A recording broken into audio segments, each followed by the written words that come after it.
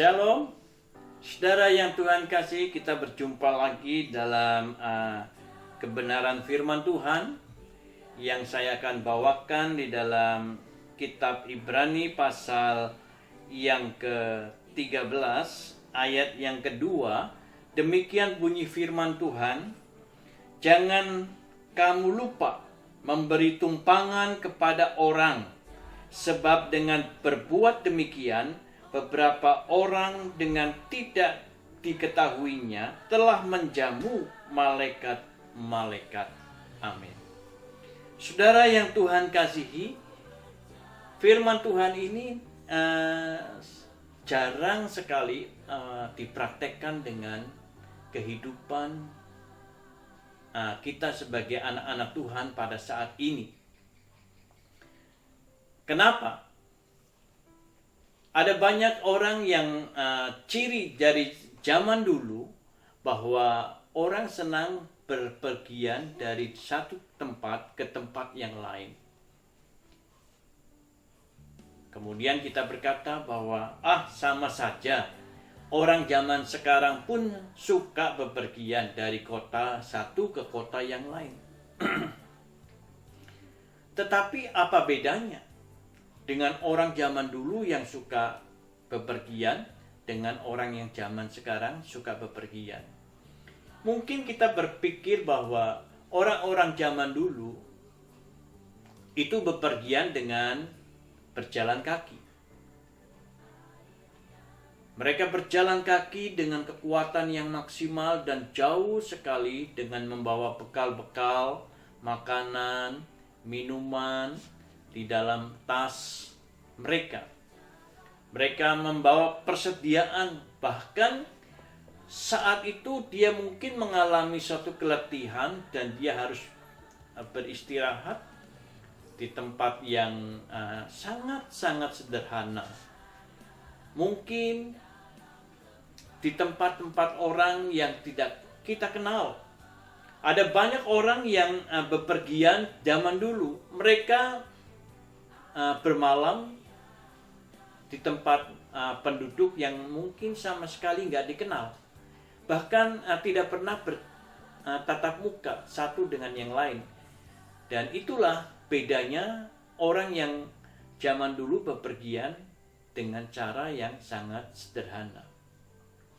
Saudara yang Tuhan kasihi, kalau zaman sekarang mereka berpakaian bagus, mereka pakai mobil bagus, mereka bawa uang, tidak usah bawa perbekalan, tetapi mereka menyewa hotel untuk beristirahat pada waktu dia ada di kota yang ditujunya. Dan makanan tidak usah dia bawa, dia tinggal bawa uang dan dia beli makanan di restoran yang tinggal dia pilih. Saudara yang Tuhan kasihi, apa yang saya akan sampaikan, saudara, inilah kesempatan yang baik untuk kita yang bermurah hati, yang berbaik hati.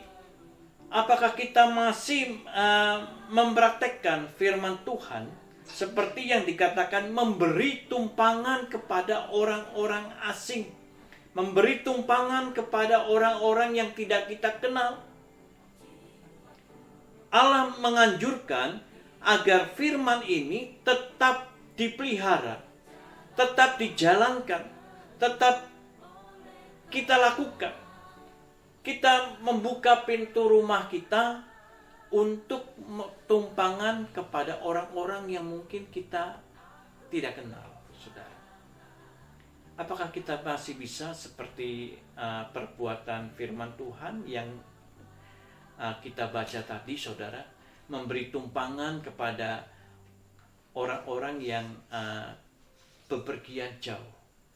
Mereka letih, berjalan sepanjang hari, mereka sudah capek, letih, haus, lapar. Memang sih, setiap orang yang membuka pintu rumahnya untuk orang-orang yang berjalan jauh itu adalah merupakan satu beban. Artinya dia harus sediakan tempat istirahat atau kamar kepada orang-orang yang berjalan jauh. Kedua, dia harus sediakan makanan, minuman, ataupun pakaian untuk dia beristirahat, saudara. Dan masalah-masalah lain yang mungkin tidak terpikirkan. Hal inilah yang terkadang orang tidak mau, bahkan menolak, saudara. Tetapi firman Tuhan mengajarkan bahwa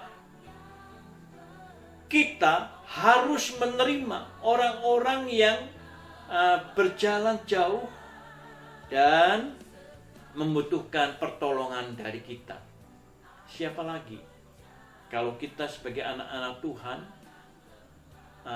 tidak mengulurkan tangan kita untuk menolong mereka. Memang secara manusia kita merasa terbebani, saudara. Kita harus keluar biaya uang untuk mereka nginap di rumah kita.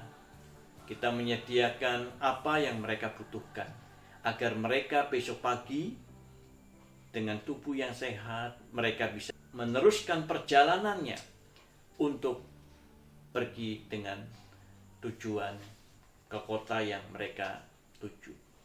Saudara, merupakan suatu beban untuk kita menerima orang yang tidak kita kenal.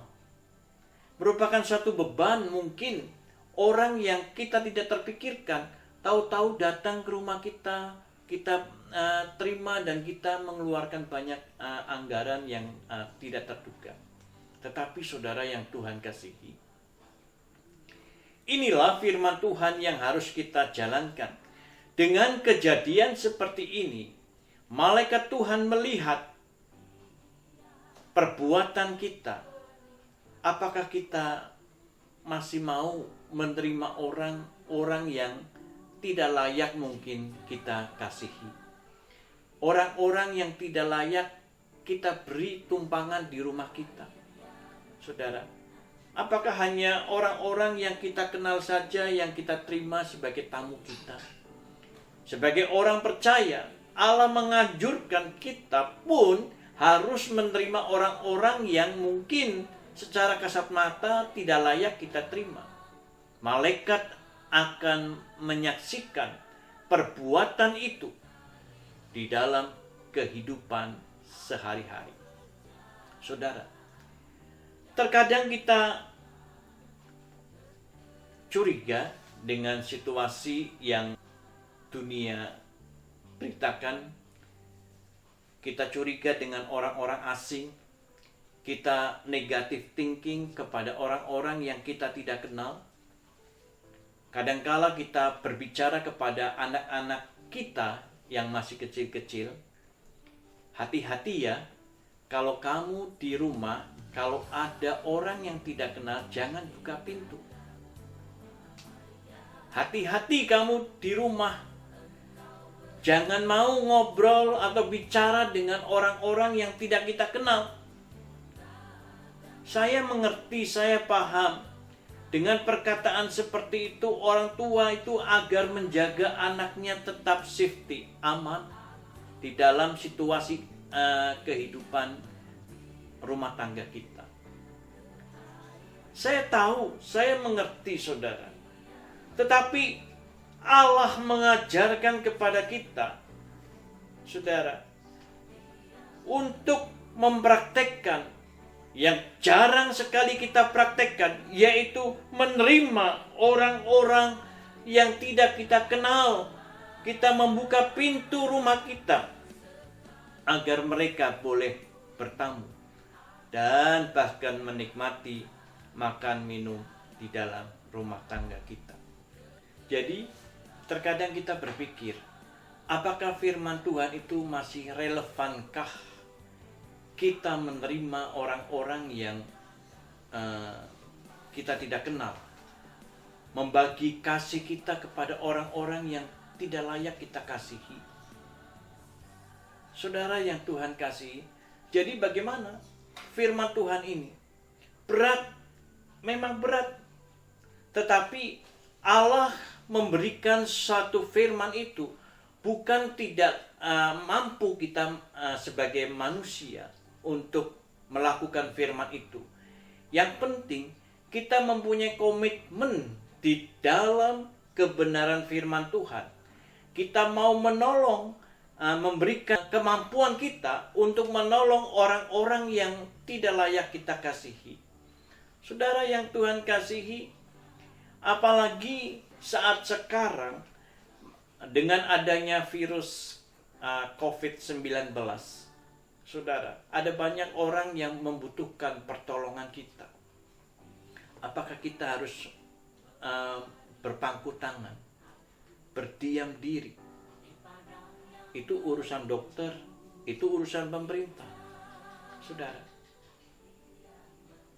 ada banyak anak Tuhan yang berpangku tangan, tidak mau berbuat apa-apa.